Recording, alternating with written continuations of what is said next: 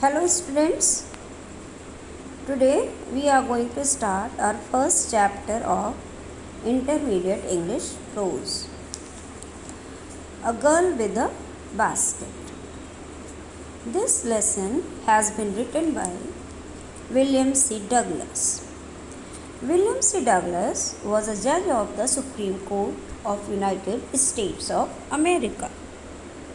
He visited India after independence in 1950. During his visit, he happened to travel from New Delhi to Ranikhet, a hill station in the Himalayas. He was a realist and supporter of labor. He also loved self-respect and self-confidence. He was fascinated and charmed with the natural beauty of India. A Girl with a Basket is one of his famous essays. A Girl with a Basket has been written by the writer who visited India after the partition of the country. At that time, India was full of refugees who were driven away by the communal fanaticism of Pakistan. He had a unique experience at one of the railway stations. Many refugee children were selling small articles like baskets and fans. He was impressed with the little girl of 9 years. This essay is the recollection of his valuable experiences. So बच्चों, let us start the lesson. But before starting the lesson, I would like you to remind that you would get 3 types of question from your prose lessons. The first question is explanation with reference to context. This question carry 8 marks. And the second question is one short answer type question, not to exceed 30 words. And the third question is vocabulary based on the prose text. So you will get 3 types of question. First question will carry 8 marks, second and third will carry 4 marks each, total 16 marks.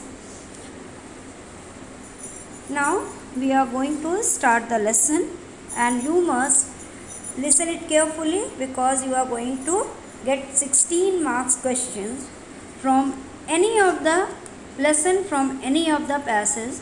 So listen it carefully. I had left New Delhi for the Himalayas. I was going as far as Bareilly by train and then by car to Ranikhet, an old British Army hill station located on a 6,000 foot ridge opposite a 120-mile stretch of snow-capped Himalayas. I had left New Delhi for the Himalayas. Who is I? The writer is I, because the writer is telling his own experiences in this lesson. The writer had left New Delhi for the Himalayas, means he was living in New Delhi, but now he was going to the Himalayas.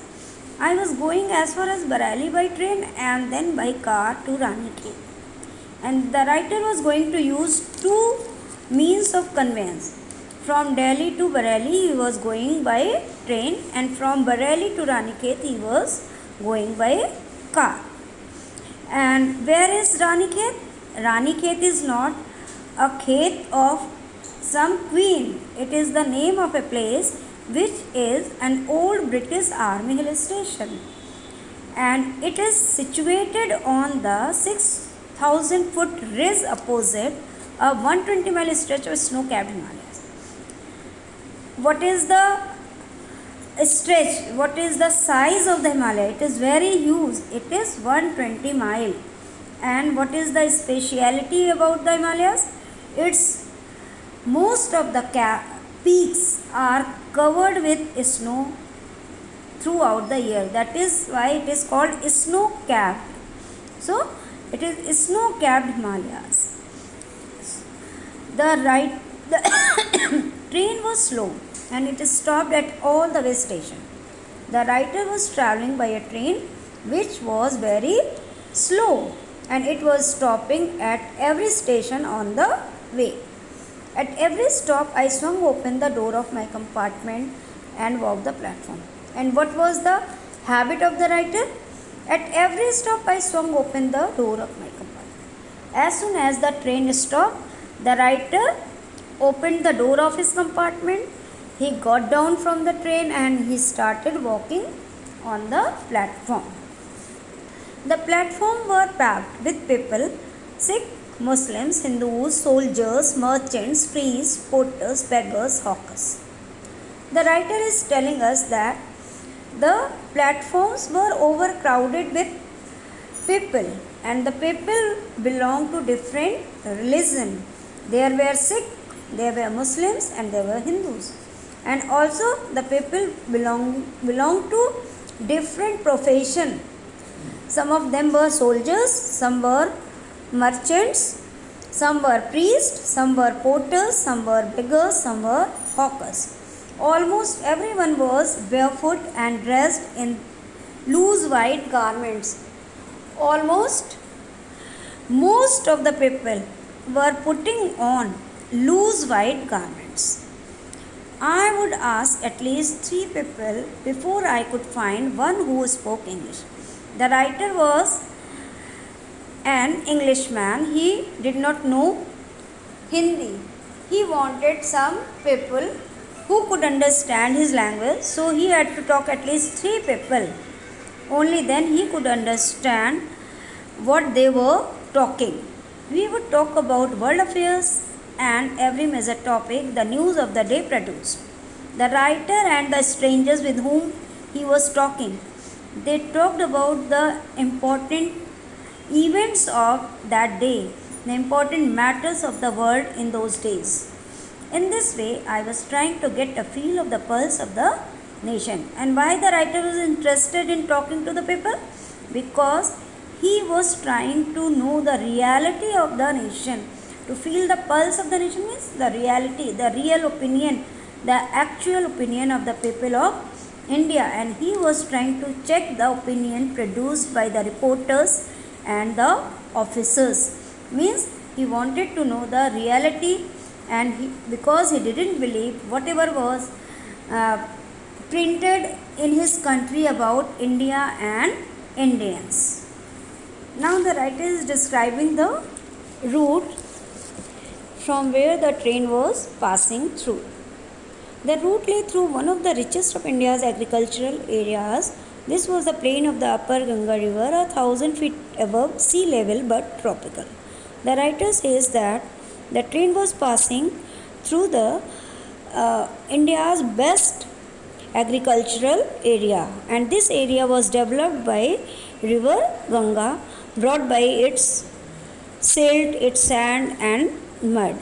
It is stretched from a very great distance, and its height from the sea level was 1,000 feet. The Ganga was brown silt swollen with flood waters, and in those days the Ganga river was flooded and its water had entered the fields of the rice field. To the north were jungles, great expanses of grass higher than a man's head.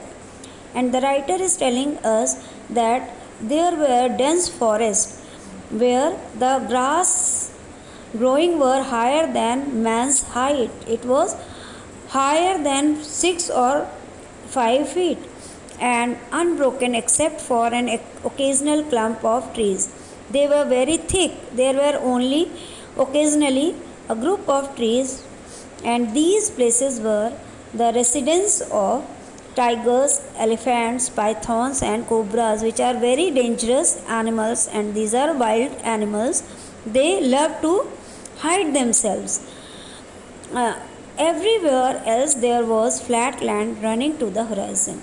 And the writer is telling us where there was no forest, there were plain lands, and these lands were very, very huge. They were running from one end to the other, and it appeared as if they are touching the sky.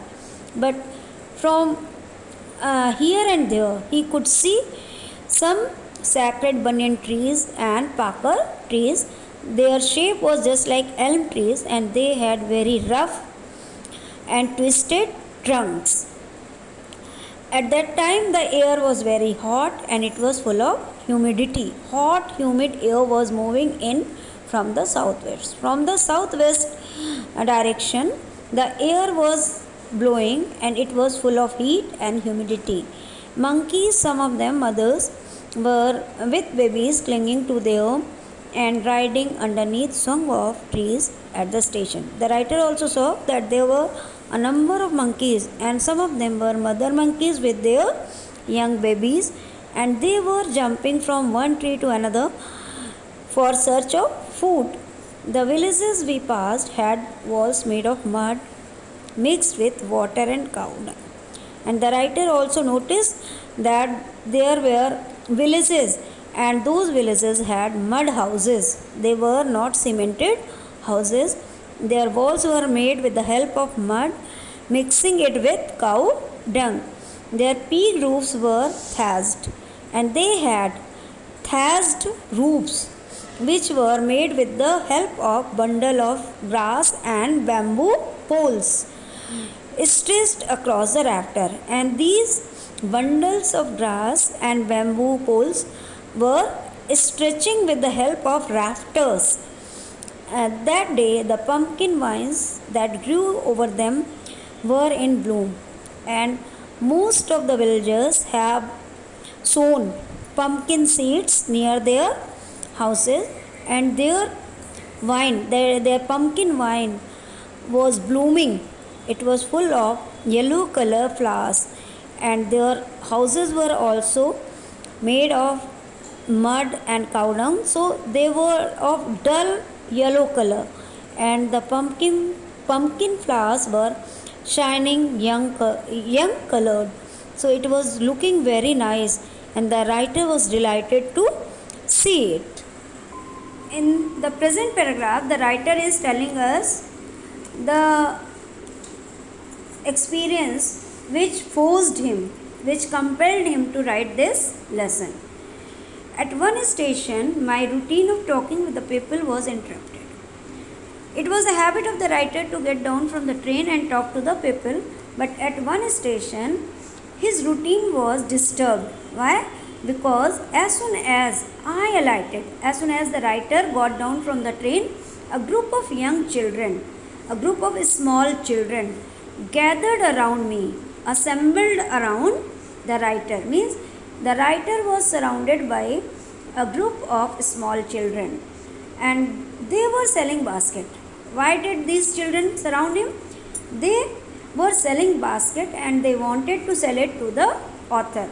And what type of the baskets were they? These baskets were hand woven, they were made of reed, and they had very simple design and patterns. They held the basket high, shouting words I did not know, but conveying unmistakably their desire. They held the basket high. They tried to sell it to the author. For this, they held the basket high because these children were very small and the writer was an American. He was very tall. So the children had to hold their hands up and they were shouting some words. The writer could not understand their language, but he could understand their desire. He could understand what they wanted him to do. They wanted him to buy their articles. These were refugee children. When partition between India and Pakistan was decreed, hundreds of thousands of people pulled up their roots and changed their residence. 9 million people left Pakistan and came to India, driven by the fear of religious fanaticism. Now the writer is describing these children and he is telling us that these were refugee children. What is the meaning of refugee? The refugees are those people who are compelled to their native place, being afraid of some communal rights or some natural calamities like flood or earthquake. So So these children were refugee children and they came from Pakistan to India. These were refugee children when partition between India and Pakistan was decreed. Means when after independence the country was divided in two parts, India and Pakistan. The people living in Pakistan were forced to come to India, being afraid of their life. Hundreds of thousands of people pulled up their roots. Uncountable people pulled up their roots. They had to leave their native place and they changed their residences. They were forced to change their dwelling places. 9 million people left Pakistan and came to India. Not one or two, 9 million people. 1 million is equal to 10 lakhs. So 9 million people left Pakistan and came to India to take shelter. Why? Driven by the fear of religious fanaticism. They were afraid of religious fanatism. Religious fanaticism means they did not want to be attacked by the people belonging to other religion. They were afraid of their life. They were poor people to start with. They were poorer as they began their long trek. These people were very poor, and when they left their home, when they came from there to another place, they became poorer on the way because they couldn't bring any important thing with them. They only left their home to save their lives, for all they could carry was a bit of food and a few belongings. With them they could bring only some food and some belongings. They could not carry all the property, all the things they had. Soon they were out of food, and after a short distance they were out of food, means they ate their food. There was no food. A few days after they started, they began to fall by the wayside from the weakness of hunger. When they had no food, they had no money, what happened with them? They became weak and they started to fall by the roadside, and many of them died on the way wherever they fell. So very few of them could reach India. Most of the people had to suffer a lot.